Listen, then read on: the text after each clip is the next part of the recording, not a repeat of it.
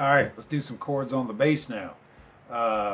So starting out again, once again, we're just major scale. I'm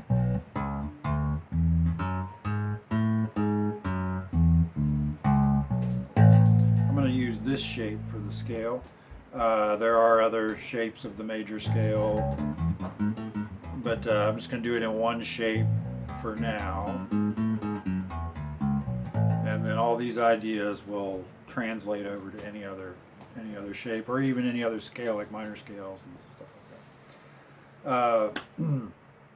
So the first thing to start off with is the arpeggio, the 1-3-5, which makes up the word arpeggio and a chord are basically the same thing. Chord, you play it all at once.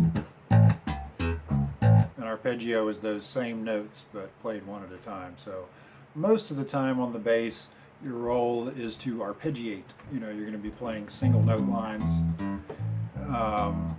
based off the chords, but there are times when you can play chords as well. But the main thing is to be really comfortable with the arpeggio shapes, and all your bass lines are going to be built off of those. So this is the 1-3-5. 1, 2, 3, 4, 5. First, third, and fifth notes of the scale. So this is your basic major arpeggio.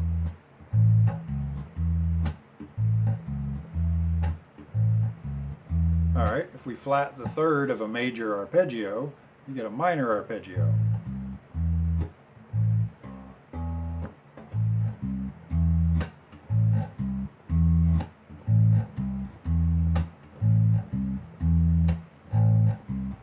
It's getting pretty hard to play. That's a pretty wide stretch there.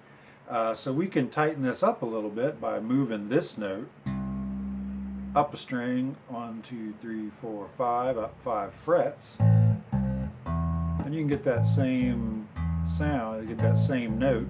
As opposed to here, you can get it here. Now it's only a 4 fret stretch. Here it was a 5 fret stretch. So I tend to play minor thirds over here, major thirds here, but I could play minor thirds there or major thirds there. Either way it works. So I could go 1, 3, 5 for major. That's a stretch.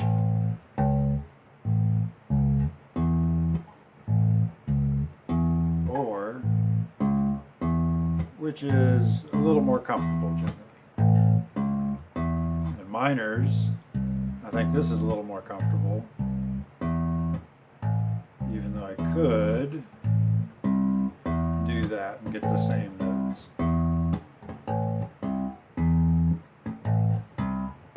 Now this wide stretch that feels like a stretch way down here, if you bring it way up the fingerboard, the frets get closer together and it becomes easy again. So some of the shapes are very difficult way down at the bottom, but once you move them up high, they're a lot closer together and not so hard to do. So major or minor. Two shapes for either one. Also, we could, if we wanted to, add another note into there, like maybe the next one up would be the octave. Or, because the 8 and the 1 are the same note. So you could always add a higher one in, or replace the lower one with a higher one. All right, so that's triads on the bass. When we come back, we'll start looking at the sevenths.